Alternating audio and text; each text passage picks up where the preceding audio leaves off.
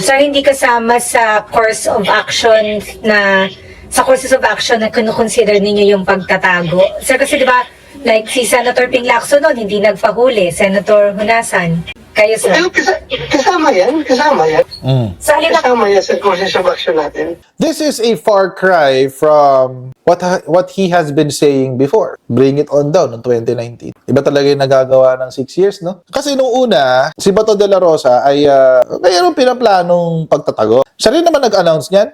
Hindi naman yan chismis na tipong nagulat na lang tayong lahat na, uy, talaga, may ganun. May ganung sinabi si Bato de la Rosa, tapos i-deny niya. Hindi kasi ganun yung nangyari. Ang nakakatawa lang kasi mga kotsero, nung una, iba yung posisyon niya. Ang sabi niya, handa akong makasama si Rodrigo Duterte. Ito yung nung unang aresto. Ayan, unang aresto yan, yun, March 12. Kinabukasan, matapos arestuhin si Rodrigo Duterte ng ICC, itong si Bato, nagsabi, di ba nawawala siya nung yung actual day of arrest, nawawala si Bato de la Rosa, di ba? The following day, ay biglang nagparamdam. Kasi, sa lahat ng Duterte enforcers, siya lang yung nawawala. Tapos, ngayon, biglang nagpakita the following day. Sabi niya, I'm ready to join the old man, hoping they will allow me to take care of him. I'm not hiding. I'm here in the mountains of Surigao and Agusan. I'm campaigning. Alam niyo ang pangit ng ano dito? Yung palusot ni Senator Bato de la Rosa. Ang palusot niya, sobrang dami daw ng gugulo sa kanya, kaya pinatay niya yung kanyang cellphone. Bobo ka talaga, Bato. Alam niyo mga kotsero, ito lang naman kasi yan eh. Sa akin naman simple lang ako mag-isip eh. Alam mo na inaaresto yung principal mo. Ang ilulusot mo sa amin, kumakampanya ka sa Surigao. Eh si Bongo, hindi ba kumakampanya? At ito pa mga kakotsero, di ba ang sinasabi ng mga DDS, sabi ni Criset, matagal na rin nilang alam na may lalabas na warrant of arrest. Which will also make sense. Bakit? Kasi nilabas yung warrant of arrest March 7. Naaresto si Digong March 11. So meron kang 3 araw. So posible na meron talagang nag-feed na ng information na may warrant of arrest na. So ibig sabihin mga kakotsero, nagtago si Bato. Alam na niya na may warrant. At alam niya na isa siya sa mga respondents. So, nagtago siya. So, hindi niya pwedeng sabihin na I'm not hiding kasi his behavior says otherwise. Yung kanyang galawan says otherwise. Kung inosente ka talaga, suko ka. Ang nakakatawa, ang yabang pa niya. Parang ang yabang pa ni Bato de la Rosa na parang, kasama yan sa options ko, magtago. So, ibig sabihin, guilty ka. Panoorin natin yung interview niya. Sir, nandito ba kayo? Nandito ba kayo? Sir, ninfa po. Sir, nandito ba kayo? Secret! So, bakit secret? Pwedeng nasa abroad na kayo? Secret! Sir, seryoso. Napakawalang kwenta ni Bato, no? Para siyang kinder. Secret daw eh. Secret. Naglalaro ka, sir? Dito lang sa Pilipinas. Bakit tayo umalis sa Pilipinas? Sir, sabi po kasi ni SP Cheese na yun nga daw po, kung sakasakali daw, okay daw po kayo na magstay dito sa Senate para magkanlong. Sir, hingi lang po kami sana ng reaction po ninyo. Nagpasalamat ako sa ating Senate President na he is willing to protect me while I'm still a senator of this republic. So, yan, papakita na ang Senado as an institution ay merong naninindigan kung ano ang tama. Pero sir, para Ako, alam niyo mga kotsero, I am of the opinion. Kasi, napanood ko yung interview, well, partial lang naman yung interview ni Cheese. At sa interview niya, nag-cite siya ng mga instances wherein a sitting senator was quote-unquote shielded from possible arrest sa Senado. Ang sinabi po kasi ni Cheese Escudero is, he will be shielded, quote-unquote, until all legal remedies are exhausted. Ibig sabihin, hindi ka forever dyan. Hanggat nandyan ang legal remedies, hanggat ikaw ay nagfa-file pa lang ng mga petition mo, sige, walang problema. Sitting senator ka eh. Yun yung issue dyan. Kasi merong mga pagkakataon kung saan yung mga senador nanirahan sa Senado mismo, sa Senate building. option po talaga yun, balak niya sir, o secret niya rin ba yun? Ano po? Malaking option yan para sa akin. Napaka-kuhan yan. Magandang kuhan niya sa akin, option. Dahil nga, hindi ka na pwedeng huliin. Napakadya ka sa loob. At dapat respetuhin nila yung Senate as an institution. So, maganda yun para sa akin. Sir, sabi ng mga kritiko nyo, si Congressman Manuel tsaka yung iba, Dapat daw hindi kayo...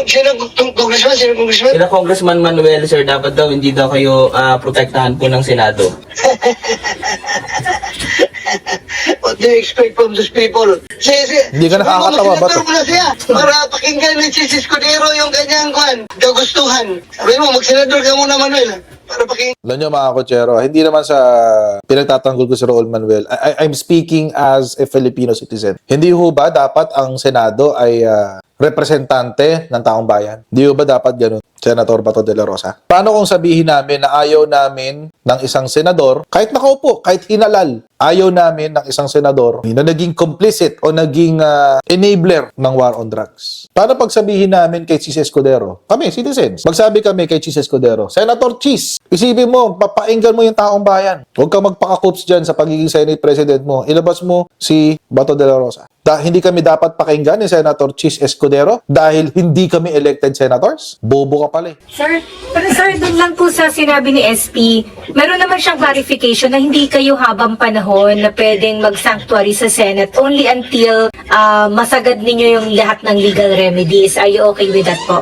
Yes, hindi ko naman sinasabi na forever akong mag-standby dyan. So, meron pa rin, hanap pa rin tayo ibang courses of action na pwedeng gawin. Yun nga lang, hinihintay lang natin yung maging decision ng Supreme Court. Kung ito ay pabor o hindi pabor sa atin, then we will make our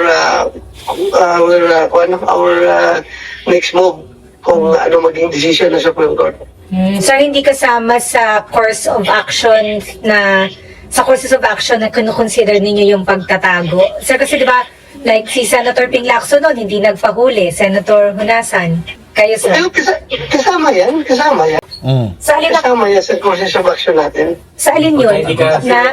Na hindi kayo susuko? Na hindi kayo susuko? Kasama yan sa kinakonsider natin. Ano nangyari sa Bring It On mo, Bato? Na pwedeng gawin. Sen, di ba sabi niyo sir, gusto niya ring alagaan sana si President Duterte dun sa Dahig, samahan siya. Paano yun sir, kung kayo mag-stay lang dito sa Pilipinas at kung sabi niyo nga maging option niya yung magtago? Mahirap man daw doon, mahirap man doon. Ultimo yung anak na, hindi makalapit, hindi makabisita ng basta-basta yung anak na si Vice President Sara. Ako mas more kung ako, na pareho lang kaming detainee, paano ako makapag-demand ng time na para makasama doon o makiusap na pareho naman kaming detainee? Mukhang mahirap dahil nga sa experience ngayon nila doon, yung mga nandoon ngayon sa Dahig. Ang weird, no? Hanggang ngayon, ginagamit pa rin na si Digong para pangpalusot. Sabi niya, bakit ako susuko? Hindi ko naman makakasama si Digong. Bobo ka? Detainee ka nga eh. Valid ba yun? Madadala mo ba sa Supreme Court yun? Nasabi mo sa Supreme Court, Supreme Court, ayaw ko pong sumuko sa Interpol kasi hindi ko makakasama si Rodrigo Duterte. Malulungkot ko ako pag hindi ko siya kasama.